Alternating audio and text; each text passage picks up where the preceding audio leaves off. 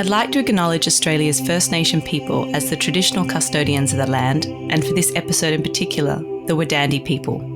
I pay my respects to their elders past, present and emerging. Travel. As soon as you get out of university, travel. It's going to be it's the thing that you go and get experience from all over the place. And that's where you're going to learn to have a great time as well and fall in love with the wine industry. This is Over a Glass. I'm Shanteh Wale. Nic Bowen is the chief winemaker for Howard Park Wines in Western Australia. Nic was born into a winemaking family, and in a short time, he has made his own valuable contributions to the Australian wine industry. Hi, Nic. Thanks so much for joining me today. Thank you for having me. Well, it's been a little while until I managed to get you on here because I know that you're a very busy guy with a lot happening. So thanks for making some spare time to chat. No worries. Always a pleasure. Now, you've had a pretty interesting entry into the wine world with your father heavily involved in winemaking. Tell me a little bit about what it was like growing up with a kind of famous winemaking father and how you found your way into it resonating with you. That's a good question. Wine was always part of our sort of life, obviously, and something I probably didn't appreciate that wasn't unusual until you go and spend time with other people's families, and the conversations are not all about wine or harvest or your weekend. They do other things on their school holidays, like not work in vineyards or not work in wineries or not go and shovel up fertilizer from various places to put on the vineyards. So it was just, I suppose it was just the norm. And my dad's a winemaker, and also my mother's brother is also a winemaker. And so we sort of were surrounded by it quite a lot throughout me growing up. There was always sort of great wine moving throughout the table. But I suppose for me, and my mum was also involved in designing a whole lot of wine labels as well because she was an artist. So we were heavily indexed into the wine industry as a family. But Dad moved from throughout my childhood from different sort of winemaking positions, and we started out. I was born in the Great Southern, and then moved up to Perth, where Dad was consulting in the Swan Valley, and then shortly after that, Dad ended up getting a job in New Zealand, so we moved to New Zealand for a period of time. And then after that, came back to Western Australia. So I suppose we did move around a little bit, and that sort of that for me felt like, I suppose, a rite of passage as a winemaker's kid, having spoken to other winemakers' kids.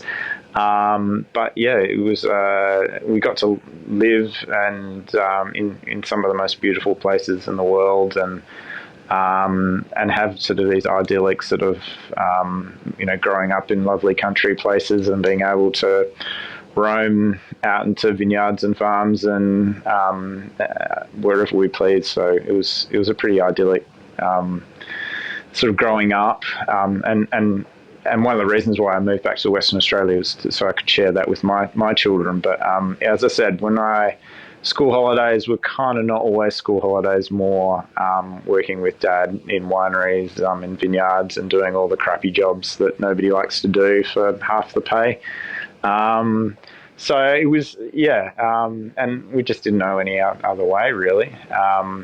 But my journey to wine was more about when I finished school, I wasn't particularly good at school academically, and I finished school and I didn't really know what I wanted to go into in terms of, I was very passionate about doing lots of sport,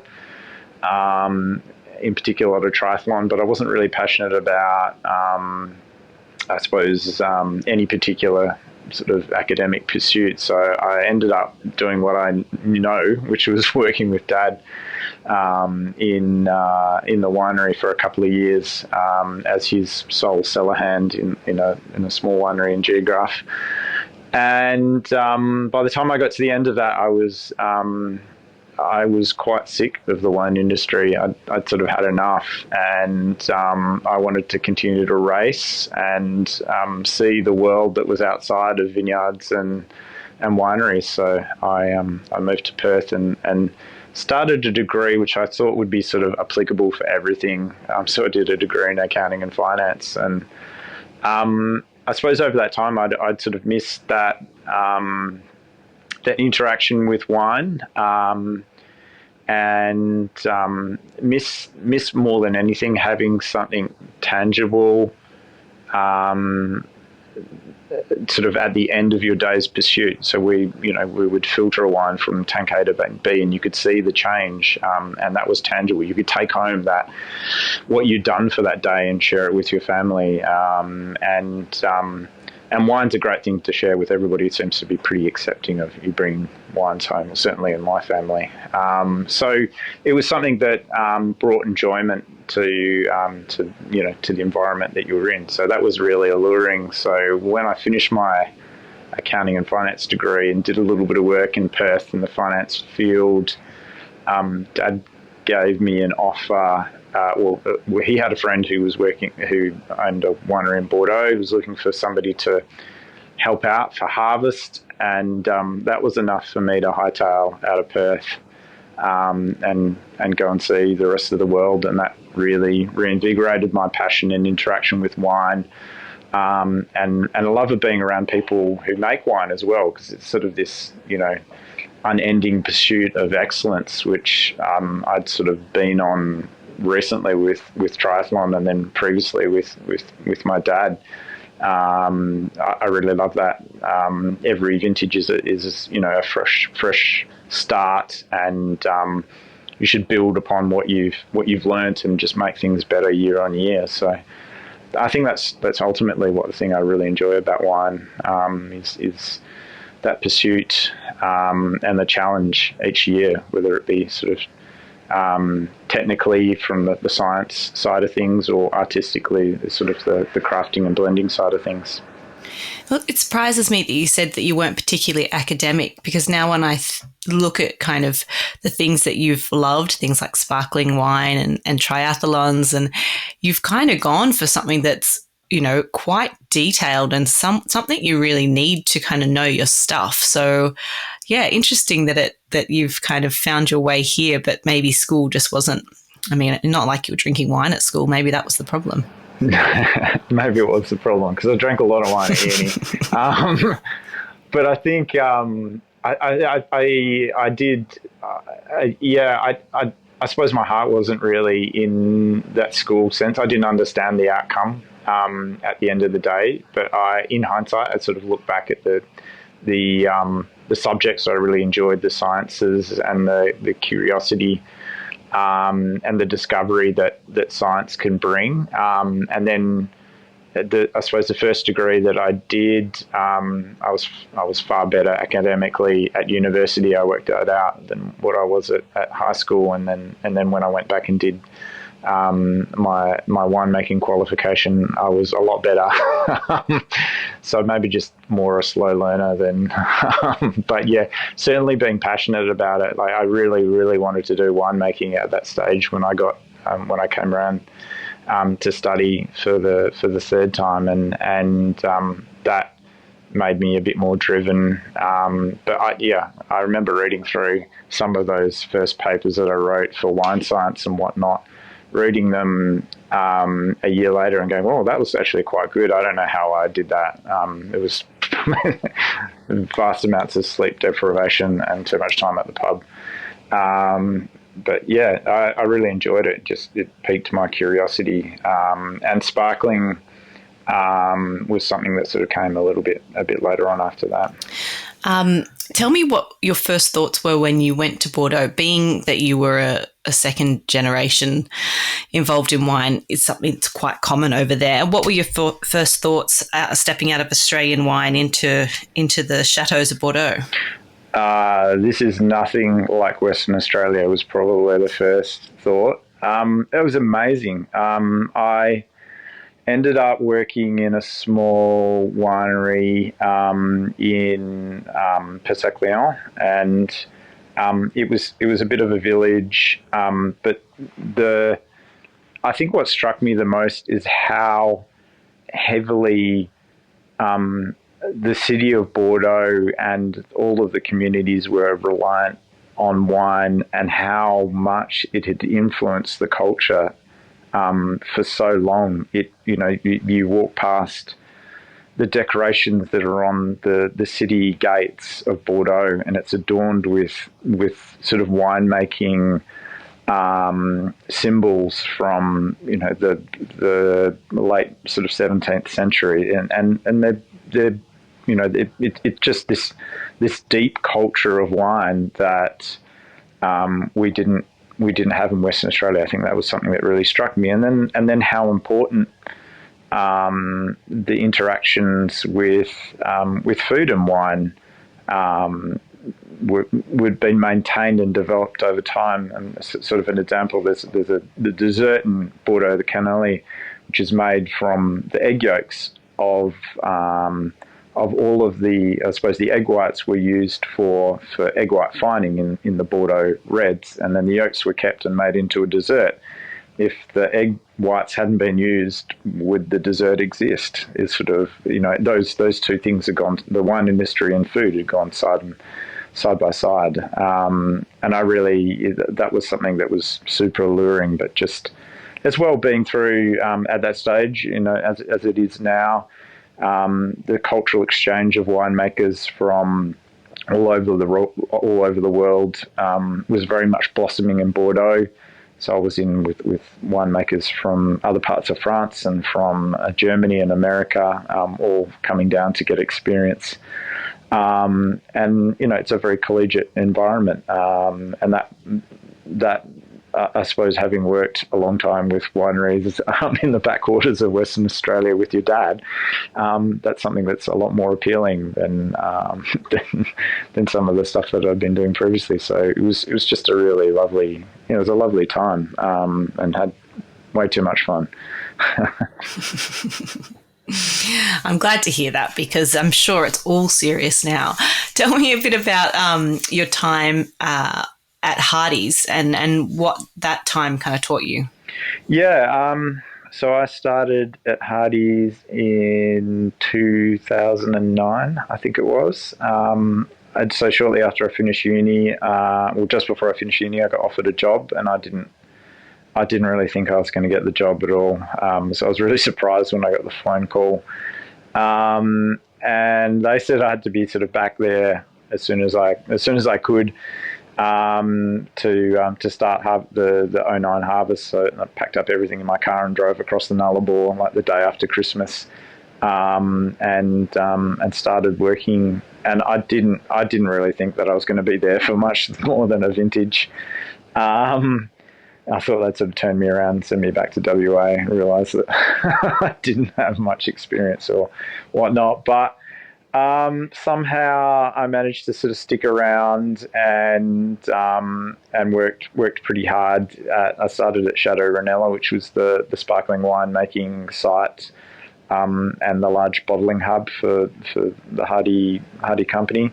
So working on a huge range of different sparkling wines and different techniques, from carbonation to Charmat to transfer to traditional method, on varying different scales as well. So just there's this constant exposure to different techniques and quality levels all the time, and working in with the sparkling team, and then working closely with Ed was sort of, there's this relentless pursuit of quality, and the wines were doing quite well show wise, and it was, I suppose, it became the approach that we didn't want to win just one trophy a year. We wanted to win all the trophies in a year.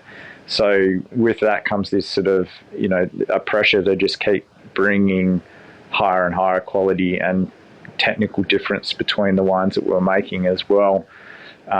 Which meant sort of looking at the vineyards and then doing lots of research and development on the small things that can give you quality uplifts in terms of, the caps that you use when you're aging your tirage, or the cork that you use, or the cooper that you use and the applications of those kind of things. So a huge time of research and development on some crazy, fantastic fruit that Ed had secured over the years, and just continually pushing the boundaries, and that was such a great time, and thankfully, all of the changes that we made were pretty well received, and we just sort of interwove those quality increases into the tapestry of those wines, and continued to elevate them. So,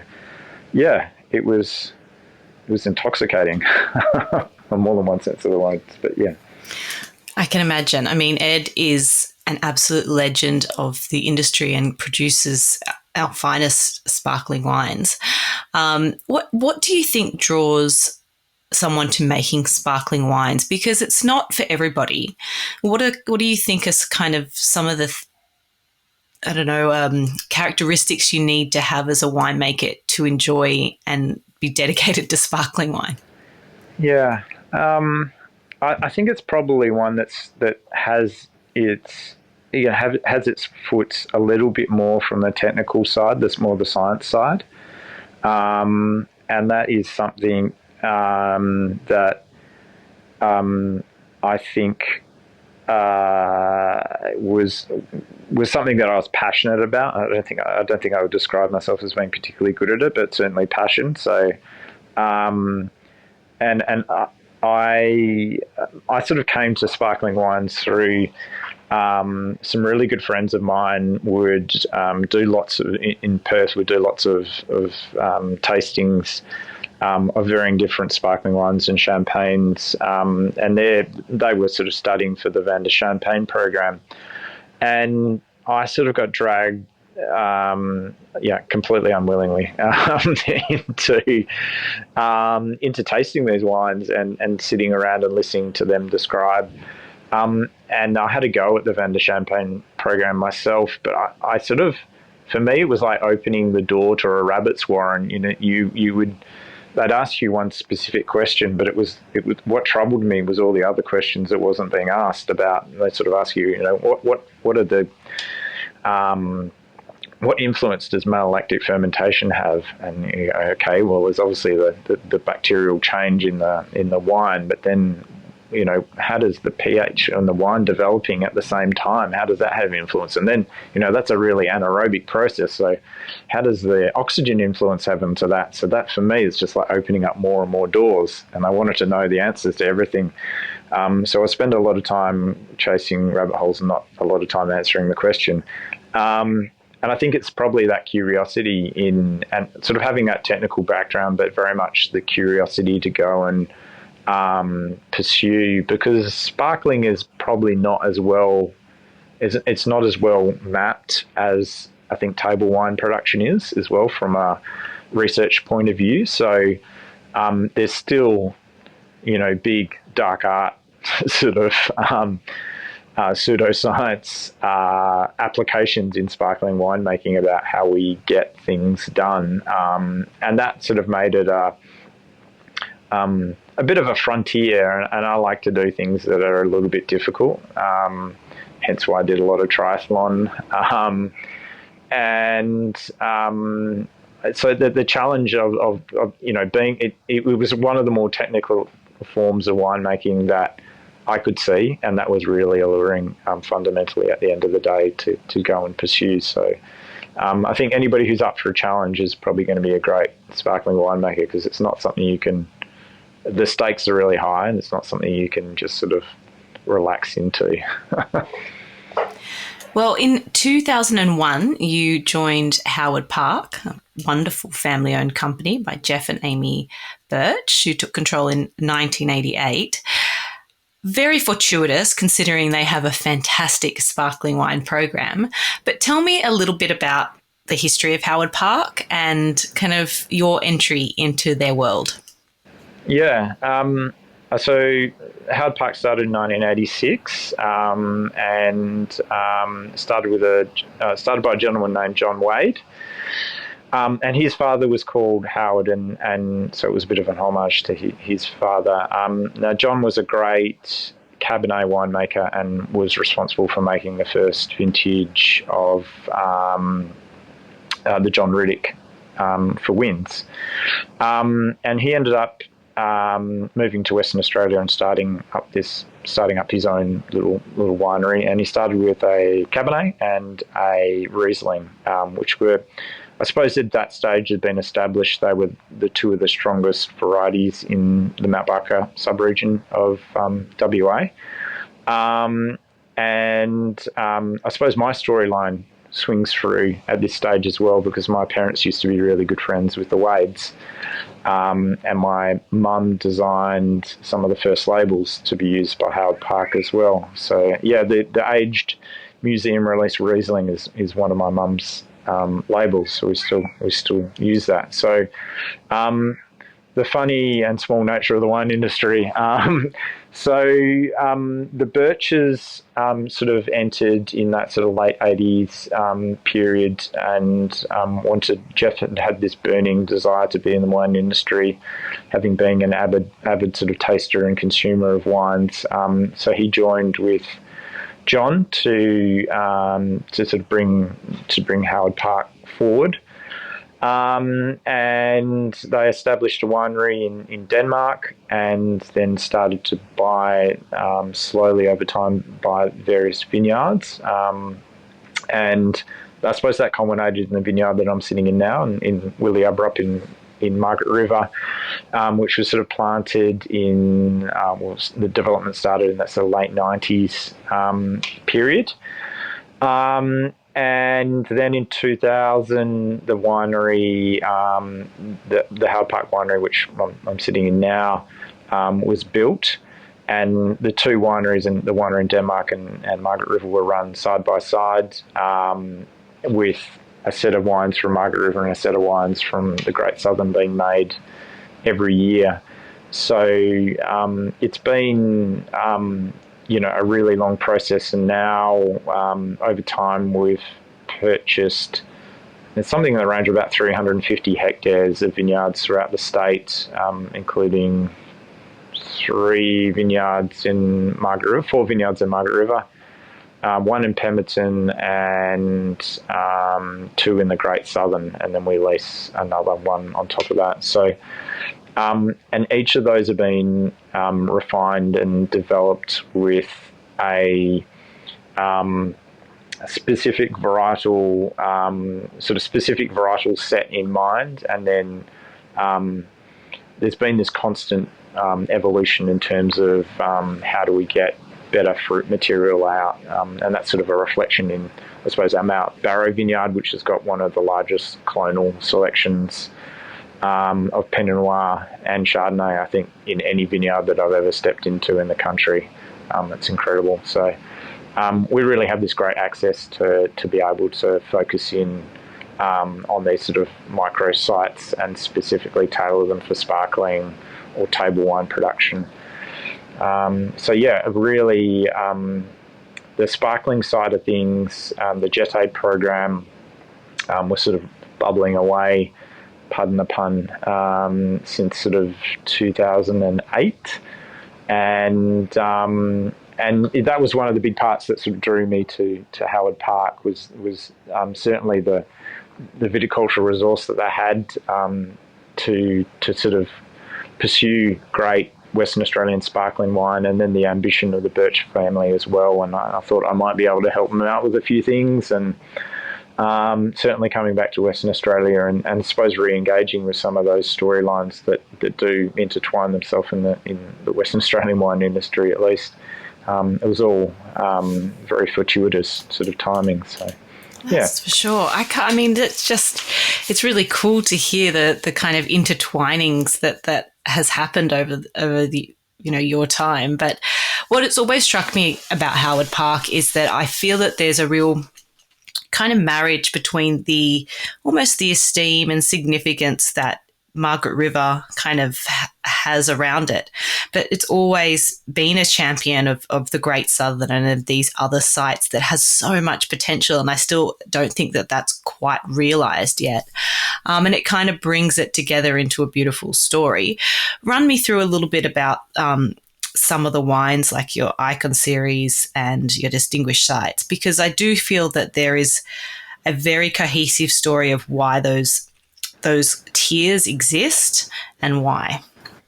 Yeah. We definitely have a history where we sort of have one foot in each region, and I suppose over time we've really, we've, like the rest of the wine industry, we've really tailored the sourcing of those wines from the regions that we see the strength in, and the future potential. So our top two wines is the Allingham Chardonnay, which comes from our Allingham vineyard, which is located in Carradale in the southern zones of Margaret River.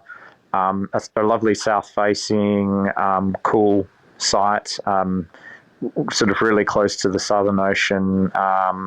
So it's and compared to, we're probably about 40 minutes away from the site that I'm sitting now in Willie Aberup, but it's dramatically cooler down there. And I suppose that south-facing site keeps everything kind of a little cooler as well, but really sort of quite shallow marginal soils that we grow Gingin Clone Chardonnay on. It's lovely low yielding and can be quite sort of slow to ripen as well. So that forms the heart of our Chardonnay winemaking program. The wine that sits next to that is the Abercrombie Cabernet, and that comes entirely from the vineyard that I'm sitting in now. And previously, that wine has sort of mapped the history of Howard Park. So the previous vintages had been a combination of Mount Barker and of Margaret River, and they have really distinctly different flavour profiles. So Mount Barker's a bit more red fruit, red currant. The tannin profile's a lot sort of softer earlier, and the tannins are quite fine as well. Whereas Margaret River's all about sort of black fruit and cassis, and the tannins are a little bit more structural and graphite-y. Even though the clones are almost exactly the same on the two sites, they sort of came together in a lovely complement. But we found over time that the Margaret River wines, as the vineyards that we'd planted got more and more mature, it was becoming a bit of a one-sided conversation in terms of what was the better fruit. And it was generally becoming, Margaret River was becoming more and more of the wine, to the point where Mount Barker there wasn't much, there's small percentages left over. So we made the decision to just move that wine to all Margaret River from about the 2020 vintage onwards. So that comes off a dry grown, two dry grown patches on the Leston estate now, and those wines are sort of starting to be viewed with their own sort of Margaret River personality as well. But we also do another range of wines called the Merchard and Birch, which is a joint venture between Pascal Marchand, a Burgundian winemaker, and Jeff. And they are about expressing, the best that we can do from the Great Southern as well. So we do a Pinot and a Chardonnay from those particular, from the Mount Barrow vineyard, and drawing on those clones that I was sort of talking about, that wonderful selection of new clones, not the endemic sort of selection that we've had in Western Australia, which had been upright and droopy. And that we've just seen this fantastic evolution of those wines, improving in quality every year. So those two are the sort of the flagships for that particular range. But coming back to Howard Park, we still make a Riesling in the estate range that that wine's obviously been made continually since the start of the company, and that draws on a blend of Plantagenet, of Parongarups and Mount Barker fruit from the Great Southern, and that was one of the great wines to come back and work on as well. Particularly, I think to make that wine that would ultimately go on to have my mum's label on it as well, and to walk into our Prongraps vineyard and then look at it's below this sheer granite outcrop called the Rock of Gibraltar. And I walked into this vineyard when I first started at Howard Park and looked at it again and said, that looks really, really familiar. And it didn't take me until I was sort of driving home a couple of hours later to click that particular outcrop was a picture that my mum had painted, which was hanging in my house. So, right, now I know. That's the Rock of Gibraltar. I have a picture of that over my mantelpiece. But yeah, so and then if we move into sort of further down into the range of the distinguished sites, we do a range of Cabernet and Shiraz from Mount Barker, or from the Cabernets from Mount Barker and from the Great Southern, and then the Margaret Rivers from Wiliabra.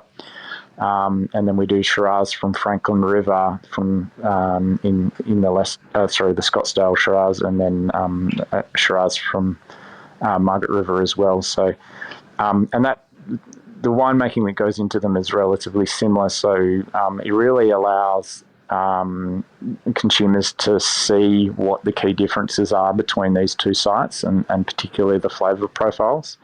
And yeah, I think you're right in saying that these wines are incredibly, not just ours, but a lot of the ones that come out of the Great Southern. It's not as well known as Margaret River, but those wines are insanely good and have very different, very unique flavour profiles that really do set them apart from the rest of what we do in Western Australia and in Australia.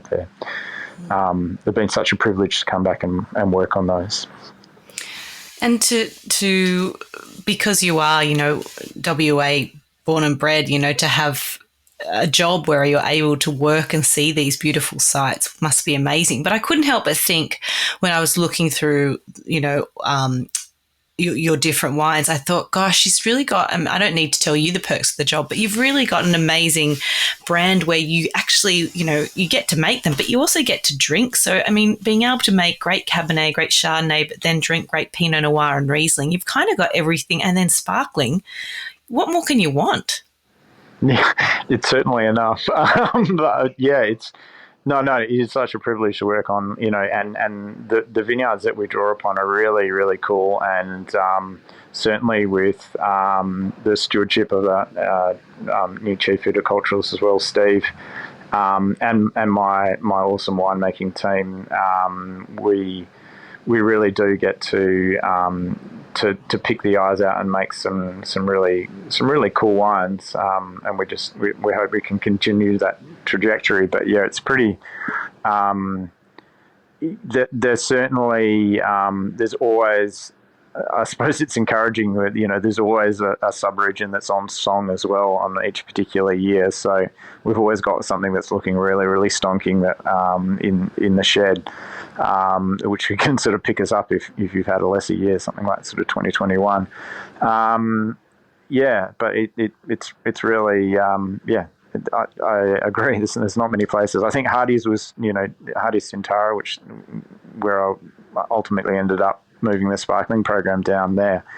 That also had a great mix of fruit coming in from all over Australia, and similar kind of, I suppose, philosophy to pursuit of excellence, whilst blending between different regions. That's something that I was sort of very familiar to and was comfortable with when I moved into Howard Park. But yeah, there's some cool wines here.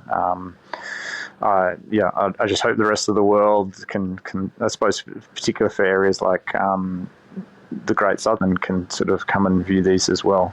Otherwise, we'll drink them all ourselves here in Western Australia, and we're okay with that. I totally don't doubt that, actually. Nic, for young winemakers that are coming up, what would be your advice? I mean, you're in an amazing position and you're a smart man by the looks of it in terms of where you decide to work. What's your best advice for young winemakers in terms of pursuing that career and where they go for experience? Yeah, I mean, travel. As soon as you get out of university, travel. It's going to be it's the thing that you go and get experience from all over the place. And that's where you're going to learn to have a great time as well, and fall in love with the wine industry, because it can be pretty, vintage is not, it's long hours, and it can be pretty unromantic at times. So you've got to fall in love with the other side of what makes the wine industry great as well. Maybe start, before you enroll in university, go and do a vintage somewhere. That'd be, I think, probably sage words. Once you finish university, go and travel and drink as much a different sort of styles of wine as you can get your hands on, even if it's like cheap. If maybe look at the context or where it's being consumed in, whether you think it tastes bad, maybe it tastes great to that particular community that you're drinking it in, because you might not see the food that it's being consumed with, or just get out of whatever town you're in and go and travel. And the wine industry is just so well set up to do that. It's certainly, I think, an obligation for sort of junior assistant winemakers to go and, once they finish harvest, go and do that sort of perpetual vintage, where you do harvest down in the southern hemisphere and then go up and do harvest in the northern for a bit, and have a great time. But yeah, go and drink widely. I'm sure you'll always find friends when you're drinking widely. Definitely. And I love what you said about trying to understand the wine's place in the world, because there are many wines which I have tried and thought, oh, what were they thinking? And then when you do dig a bit deeper and you start to understand what's happening in that country and why, and what the average spend is per head on a bottle of wine or where it may go, you can really see it through a different lens, and it starts to make a lot more sense. And whether that's your preference or not, it puts it into a place where you can make sense of it. So I think it's a great philosophy to have. Yeah. I think, when you quite often when you take wines out of their country, they can look a little bit different to when you've consumed them in country. No, I think that's the great. Maybe one of the things that we need to continually develop in Australia is what does our wine culture look like? What are the foods that go well with our wines, and do we make appropriate wines for the climate or the culture that we consume them in? And in WA, we're lucky enough to have, well, particularly this sort of corner of the world, to be surrounded on three sides by ocean. And that really influences culturally what we do on our times off, and the food that we eat in our sort of pocket of the southwest. And then I suppose, and I think I certainly try to bear that in mind and I'm lucky to make some great Chardonnays and Pinots and those sort of lighter styles that go really well with the sort of seaside lifestyle. But Margaret River turns cold, deeply cold, around this time of year, and Cabernet is just so lovely warming, and we sort of move to having foods that are deeper and richer to try and warm us up from this sort of windy, cold environment, and then Cabernet starts to look incredibly appropriate. But I think you constantly need to sort of come back and revisit the influences from food and culture on the wines that we make, to develop what is termed as terroir. Yeah, so very well said. Nic, if you had to make a decision today about just drinking 3 drinks for the rest of your life, what would they be and why? Oh, I get this. I get asked this question a lot, and it's a bit like choosing your kids, which are the favourite ones. Just today, though. Today, You know, how, okay, like they can change tomorrow. Yeah, it totally changed tomorrow. I think today it's cold outside, but I certainly have a soft spot for Pinot. Jeff has been a very generous boss with his cellar, and we had some Rousseaus, so any Rousseau will do. That'll be fine. He's so flexible. Yeah, I'm flexible. Yeah, we have to, I suppose a Clos del Roi should be nice, but I'm sure that's not an everyday drink for many people. But I had some really good. So a really nice bottle of Arras. So it was a little bit of a trip down memory lane last week. I think I'd be happy with a bottle of Arras Brutal Elite, a good bottle of Pinot. I'm going to be boring, so a really good bottle of Chardonnay, maybe something my dad has made from the past. We've been drinking a lot of those. Some of his Chardonnays. The old Horton stuff. Yeah, and some of the recent stuff. He's sort of consulting to a vineyard in the Swan, and he's bringing home bottles of Vermentino and whatnot, which are always pretty cool to have. So today, I think that'll be the kind of selection that I do. Tomorrow, I'm sure it'll be completely different. That's totally okay. Just like your children, one day they're angelic and the next day they're little demons. So you're allowed that freedom to choose, I think. Yeah. You haven't met my children. They're more in the latter camp right now. So. Nic, it's been such a pleasure. I'm such a big fan of the Howard Park, right through from some of the most accessibly priced wines, and I'm glad that particular museum release Riesling is always on my radar for something. That, I mean, the 18 is looking stonkingly fresh right now and has a long way to go, all the way up into some of those top end wines. But it's been so nice to have you on, and thank you for spending your time with me, and thanks for all the hard work you're doing. No worries. Thank you for having me on. Thanks for the time. Cheers to you. This is Over a Glass. I'm Shanteh Wale. Stay tuned for more stories from the world of wine and drinks. Listen in every Thursday on your podcast app. Follow us on Instagram at overaglasspod and contact us at overaglass@deepintheweeds.com.au.